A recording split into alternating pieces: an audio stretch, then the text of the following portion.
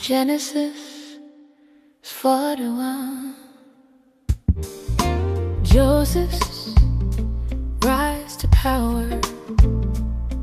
And it came to pass at the end of 2 full years that Pharaoh dreamed.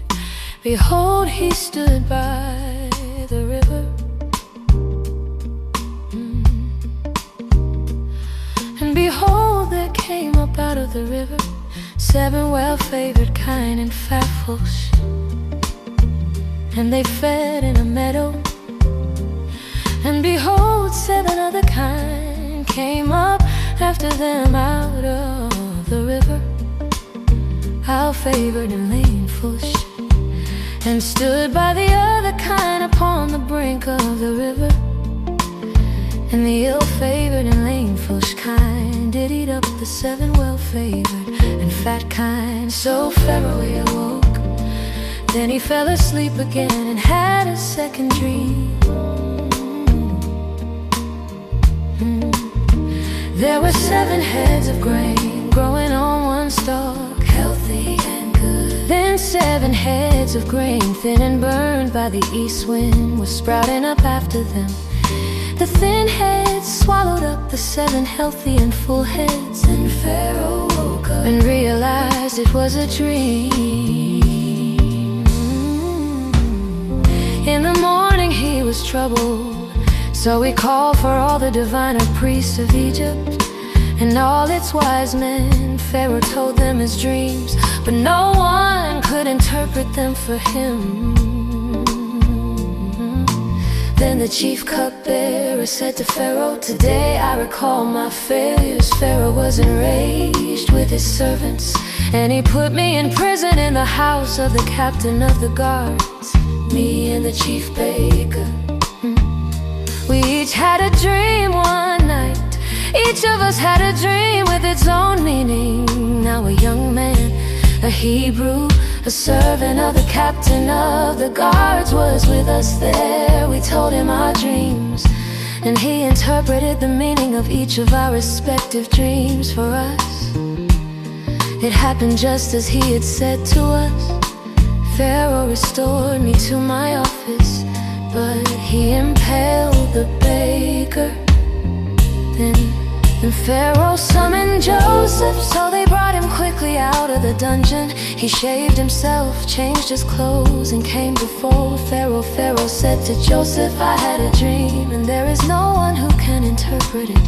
But I have heard about you, that you can interpret dreams." Joseph replied to Pharaoh, "It is not within my power, but God will speak concerning the welfare of Pharaoh." Then Pharaoh said to Joseph, "In my dream I was standing by the edge of the Nile, and 7 fat and fine-looking cows were coming up out of the Nile, and they grazed in the reeds. Then 7 other cows came up after them. They were scrawny, very bad-looking and lean. I had never seen such bad-looking cows as these in all the land of Egypt. The lean, bad-looking cows ate up the 7 fat cows. When they had eaten them, no one would have known that they had done so, for they were just as bad-looking as before. Then I woke up. I also saw in my dream 7 heads of grain growing on one stalk, full and good. Then 7 heads of grain, withered and thin and burned with the east wind, was sprouting up after them. The thin heads of grain swallowed up the 7 good heads of grain. So I told all this to the diviner priest, but no one could tell me its meaning. Then Joseph said to Pharaoh, "Both dreams of Pharaoh have the same meaning. God has revealed to Pharaoh what what he is about to do. The 7 good cows represent 7 years, and the 7 good heads of grain represent 7 years. Both dreams have the same meaning.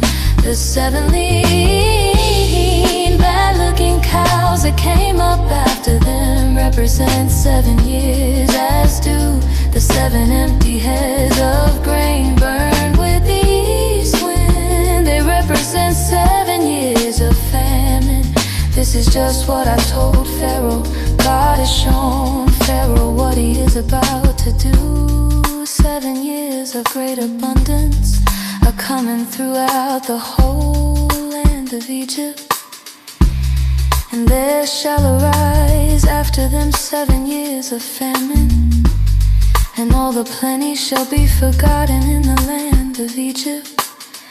And the famine shall consume the land, and the plenty shall not be known in the land by reason of that famine following, for it shall be very grievous. And for that the dream was doubled unto Pharaoh twice. It is because the thing is established by God, and God will shortly bring it to pass. Now therefore let Pharaoh look out a man discreet and wise, and set him over the land of Egypt. Pharaoh should do this. He should appoint officials throughout the land to collect 1/5 of the produce of the land of Egypt during the 7 years of abundance. They should gather all the excess food during these good years that are coming. By Pharaoh's authority, they should store up grain, so the cities will have food, and they should preserve it. This food should be held in storage for the land in preparation for the 7 years of famine that will occur throughout the land of Egypt. In this way the land will survive the famine.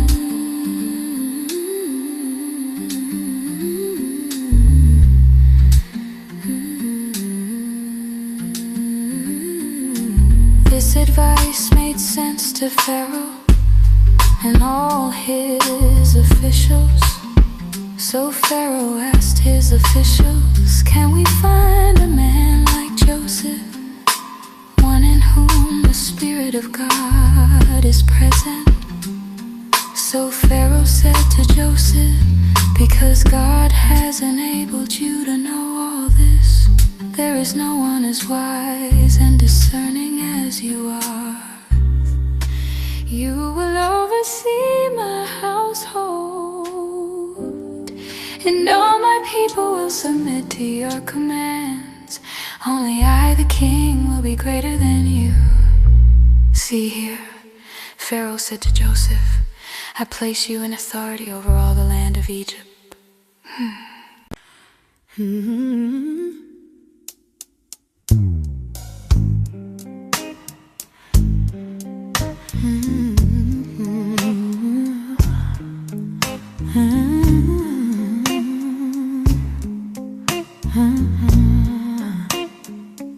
See, Pharaoh said to Joseph,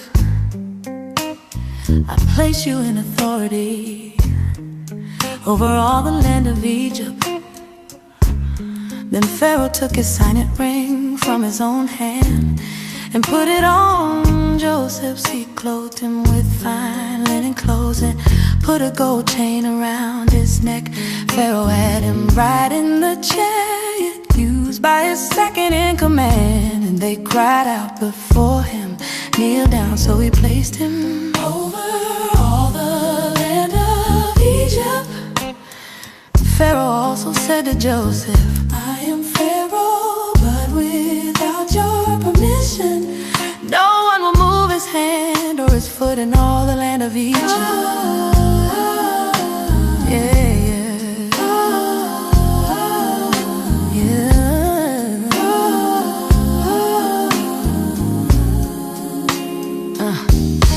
Pharaoh gave Joseph the name Zaphenath-Paneah.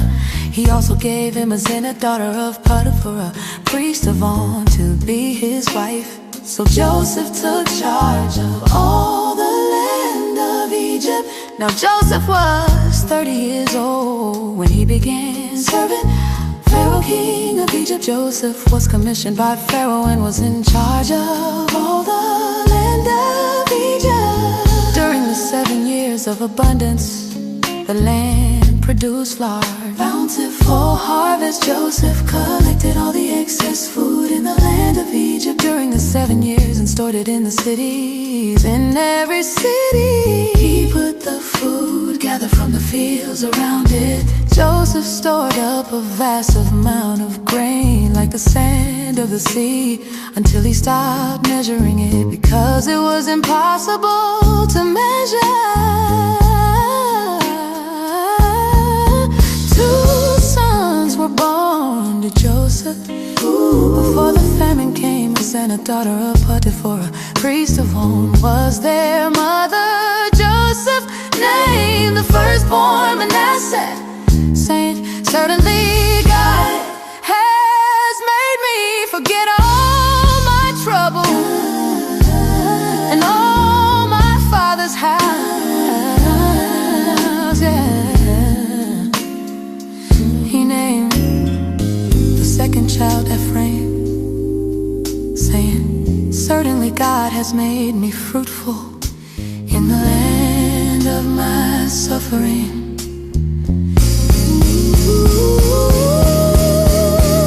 The 7 years of abundance in the land of Egypt came to an end. Then the 7 years of famine began, just as Joseph had predicted.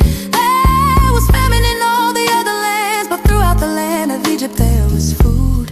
And when all the land of Egypt was famished, the people cried to Pharaoh for bread. And Pharaoh said unto all the Egyptians, go unto Joseph, what he saith to you do. And the famine is over all the face of the earth. And Joseph opened all the storehouses and sold unto the Egyptians. And the famine waxed sore in the land of Egypt.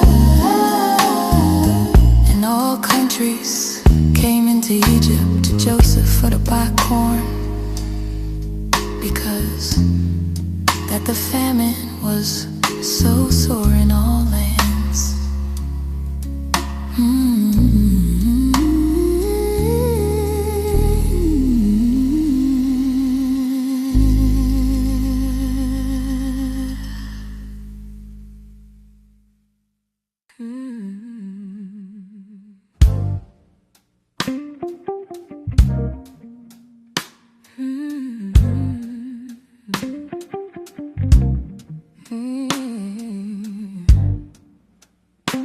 Genesis 42.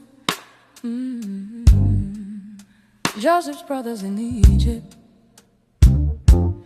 When Jacob heard there was grain in Egypt, he said to his sons, why are you looking at each other? He then said, look, I hear that there is grain in Egypt. Go down there and buy grain for us so that we may live and not die. So 10 of Joseph's brothers went down to buy grain from Egypt. But Jacob did not send Joseph's brother Benjamin with his brothers, for he said, what if some accident happens to him? So Israel's sons came to buy grain among the other travelers, for the famine was severe in the land of Canaan.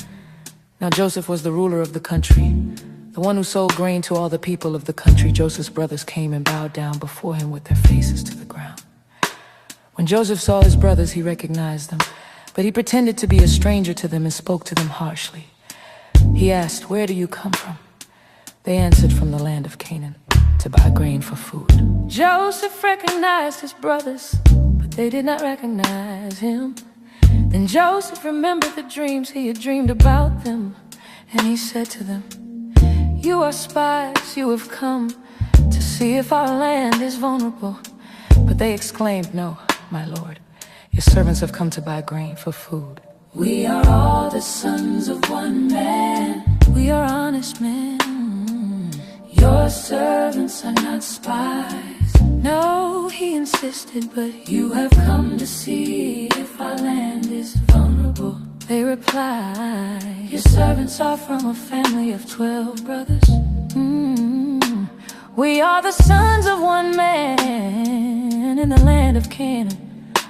The youngest is with our father at this time, and one is no longer alive. But Joseph told them, it is just as I said to you. You are spies. You will be tested in this way. As surely as Pharaoh leaves, you will not depart from this place unless your youngest brother comes here. One of you must go and get your brother, while the rest of you remain in prison. In this way your words may be tested to see if you are telling the truth. If not, then as surely as Pharaoh leaves, you are spies. He imprisoned them all for 3 days. Ooh. On the 3rd day Joseph said to them, do as I say and you will live, for I fear God. If you are honest men, leave one of your brothers confined here in prison, while the rest of you go and take grain back for your hungry families. But you must bring your youngest brother to me, then your words will be verified and you will not die. They did as he said. They said to one another, surely we're being punished because of our brother, because we saw how distressed he was when he cried to us for mercy, but we refused to listen. That is why this distress has come on us. Reuben said to them, didn't I say to you, don't sin against the boy? But you wouldn't listen. So now we must pay for shedding his blood. Now they did not know that Joseph could understand them, for he was speaking through an interpreter. He turned away from them and wept. When he turned around and spoke to them again, he had Simeon taken from them and tied up before their eyes. Then Joseph gave orders to fill their bags with grain, to return each man's money to his sack, and to give them provisions for the journey. His orders were carried out, so they loaded their grain on their donkeys and left. When one of them opened his sack to get feed for his donkey at their resting place, he saw his money in the mouth of his sack. He said to his brothers, my money was returned. Here it is in my sack. They were dismayed. They turned trembling to one another and said, what in the world has God done to us? They returned to their father Jacob in the land of Canaan and told him all the things that had happened to them, saying, the man, the Lord of the land, spoke harshly to us and treated us as if we were spying on the land. But we said to him, we are honest men, we are not spies. We are from a family of 12 brothers. We are the sons of one father. One is no longer alive, and the youngest is with our father at this time in the land of Canaan. Then the man, the Lord of the land, said to us, this is how I will find out if you are honest men. Leave one of your brothers with me and take grain for your hungry households and go. But bring your youngest brother back to me, so I will know that you are honest men and not spies. Then I will give your brother back to you, and you may move about freely in the land. When they were emptying their sacks, there was each man's bag of money in his sack. When they and their father saw the bags of money, they were afraid. Their father Jacob said to them, you are making me childless. Joseph is gone, Simeon is gone, and now you want to take Benjamin. Everything is against me. Then Reuben said to his father, you may put my 2 sons to death if I do not bring him back to you. Put him in my care and I will bring him back to you. But Jacob replied, my son will not go down there with you, for his brother is dead and he alone is left. If an accident happens to him on the journey you have to make, then you will bring down my gray hair in sorrow to the grave.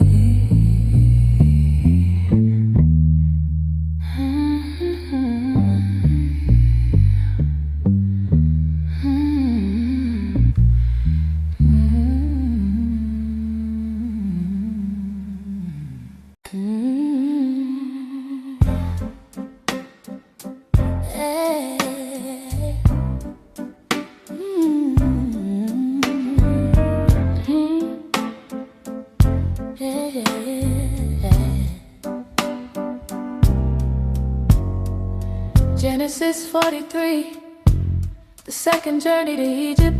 and the famine was sore in the land. And it came to pass, when they had eaten up the corn which they had brought out of Egypt, the father said unto them, Go again, buy us a little food. But Judah said to him, The man solemnly warned us, You will not see my face unless your brother is with you. If you send our brother with us, we'll go down and buy food for you. But if you will not send him, we won't go down there, because the man said to us, You will not see my face unless your brother is with you. Israel said, Why did you bring this trouble on me by telling the man you had one more brother? They replied, The man questioned us thoroughly about ourselves and our family, saying, Is your father still alive? Do you have another brother? So we answered him in this way, How could we possibly know that he would say, Bring your brother down? Then Judah said to his father Israel, Send the boy with me, and we will go immediately. Then we will live and not die, we and you and our little ones. I myself pledge security for him. You may hold me liable if I do not bring him back to you and place him here before you. I will bear the blame before you all my life. But if we had not delayed, we could have traveled there and back twice by now. Then their father Israel said to them, If it must be so, then do this. Take some of the best products of the land in your bags, and take a gift down to the man, a little balm and a little honey, spices and myrrh, pistachios and almonds. Take double the money with you. You must take back the money that was returned in the mouths of your sacks. Perhaps it was an oversight. Take your brother too and go right away to the man. May the sovereign God grant you mercy before the man, so that he may release your other brother and Benjamin. As for me, if I lose my children, I lose them. And the men took that present, and they took double money in their hand and Benjamin, and rose up and went down to Egypt and stood before Joseph. And when Joseph saw Benjamin with them, he said to the ruler of his house, Bring these men home and slay and make ready, for these men shall dine with me at noon. And the man did as Joseph bade, and the man brought the men into Joseph's house. But the men were afraid when they were brought to Joseph's house. They said, We are being brought in because of the money that was returned in our sacks last time. He wants to capture us, make us slaves, and take our donkeys. So they approached the man who was in charge of Joseph's household and spoke to him at the entrance to the house. They said, My lord, we did indeed come down the first time to buy food, but when we came to the place where we spent the night, we opened our sacks, and each of us found his money, the full amount, in the mouth of his sack. So we have returned it. We have brought additional money with us to buy food. We do not know who put the money in our sack. Everything is fine. The man in charge of Joseph's household told them, Don't be afraid. Your God and the God of your father has given you treasure in your sacks. I had your money. Then he brought Simeon out to them. The servant in charge brought the men into Joseph's house. He gave them water and they washed their feet. Then he gave food to their donkeys. They got their gifts ready for Joseph's arrival at noon, for they had heard that they would have a meal there. When Joseph came home, they presented him with the gifts they had brought inside, and they bowed down to the ground before him. He asked them how they were doing. Then he said, Is your aging father well, the one you spoke about? Is he still alive? Yeah, they bowed. Father is well, they replied. He is still alive. They bowed down in humility. When Joseph looked up and saw his brother Benjamin, his mother's son, he said,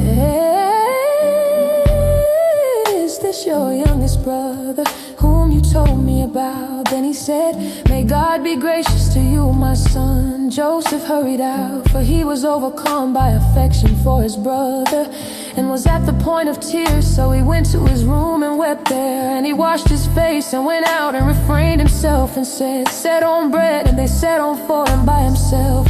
and for them by themselves, and for the Egyptians which did eat with him by themselves, because the Egyptians might not eat bread with the Hebrews, for that is an abomination unto the Egyptians. And they sat before him, the firstborn according to his birthright, and the youngest according to his youth. And the men marveled one at another, and he took and sent messes unto them from before him. But Benjamin's mess was 5 times so much as any of theirs, and they drank and were merry with him.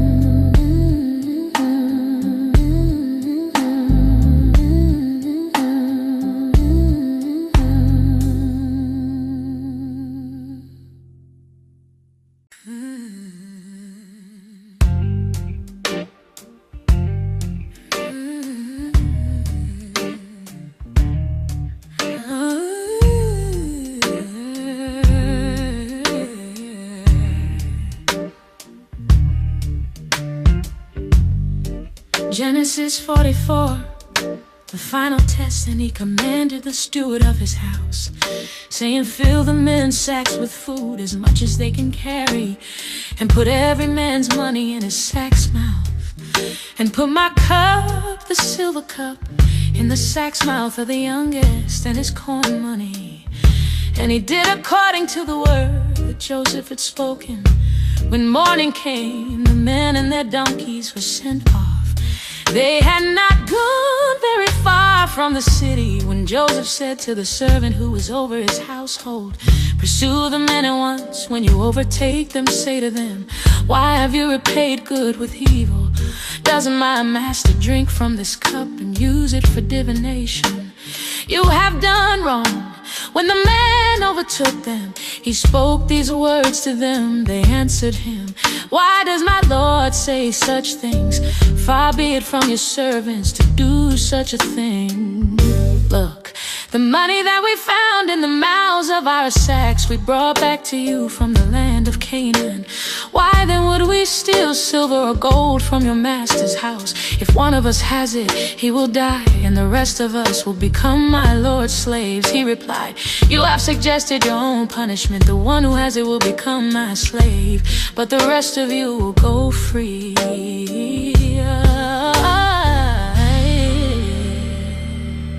So each man quickly lowered his sack to the ground and opened it. Then the man searched. He began with the oldest and finished with the youngest. The cup was found in Benjamin's sack. They all tore their clothes, yeah. Then each man loaded his donkey, and they returned to the city. So Judah and his brothers came back to Joseph's house. He was still there, and they threw themselves to the ground before him. Joseph said to them, what did you think you were doing? Don't you know that a man like me can find out things like this by divination? Judah replied, what can we say to my Lord? What can we speak? How can we clear ourselves? God has exposed the sin of your servants. We are now my Lord's slaves, we and the one in whose possession the cup was found. But Joseph said, far be it from me to do this. The man in whose hand the cup was found will become my slave, but the rest of you may go back to your father in peace. Then Judah approached him and said, my Lord, please allow your servant to speak a word with you. Please do not get angry with your servant, for you are just like Pharaoh. My Lord asked his servants, do you have a father or a brother? We said to my Lord, we have an aged father, and there is a young boy who was born when our father was old. Yeah, the boy's brother is dead. He is the only one of his mother's sons left, and his father loves him.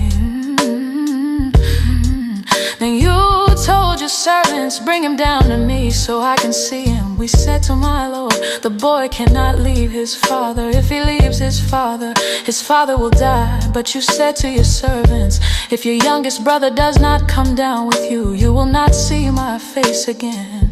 When we returned to your servant, my father, we told him the words of my Lord. Then our father said, go back and buy us a little food. But we replied, we cannot go down there. If our youngest brother is with us, then we will go, for we won't be permitted to see the man's face if our youngest brother is not with us.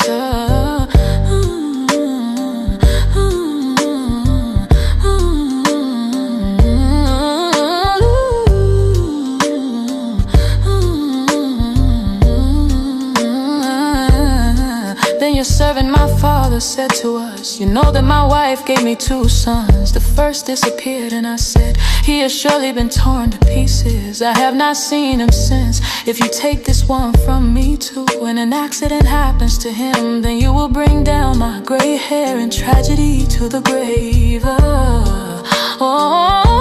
So now when I return to your servant, my father, and the boy is not with us, his very life is bound up in his son's life. When he sees the boy is not with us, he will die, and your servants will bring down the gray hair of your servant, our father, in sorrow to the grave indeed.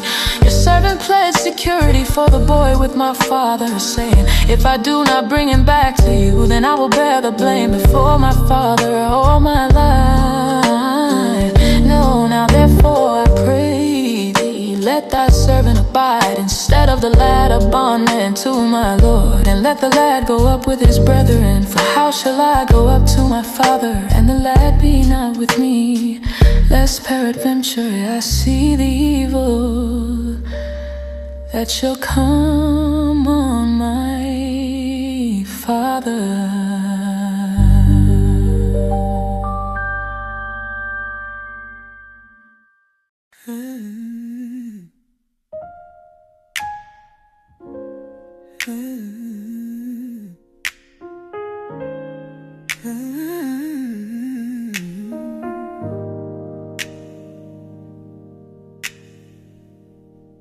Genesis 45, the reconciliation of the brothers. Then Joseph could not refrain himself before all them that stood by him, and he cried, "Who's every man to go out from me?" And there stood no man with him, while Joseph made himself known unto his brethren. And he wept aloud, and the Egyptians and the house of Pharaoh. Then Joseph said to his brothers, "I am Joseph, is my father still alive?"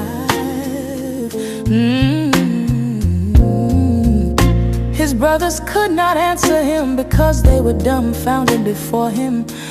Joseph said to his brothers, "Come closer to me." So they came near. Then he said, "I am Joseph, your brother, whom you sold into Egypt. Now do not be upset and do not be angry with yourselves because you sold me here. For God sent me ahead of you to preserve life. For these past 2 years there has been famine in the land, and for 5 more years there will be neither plowing nor harvesting. God sent me ahead of you to preserve you on the earth and to save your lives by a great deliverance. So now it is not you who sent me here, but God, he has made me an advisor to Pharaoh, Lord over all his household and ruler over all the land of Egypt. Now go up to my father quickly and tell him, this is what your son Joseph says. God has made me Lord of all Egypt. Come down to me. Do not delay. You will live in the land of Goshen, and you will be near me. You, your children, your grandchildren, your flocks, your herds, and everything you have. I will provide you with food there, because there will be 5 more years of famine. Otherwise you will become poor, you, your household, and everyone who belongs to you. You and my brother Benjamin can certainly see with your own eyes that I really am my brother, the one who speaks to you. So tell my father about all my honor in Egypt and about everything you've seen. But bring my father down here quickly. And he fell upon his brother Benjamin's neck and wept, and Benjamin wept upon his neck. Moreover, he kissed all his brethren and wept upon them. And after that his brethren talked with him.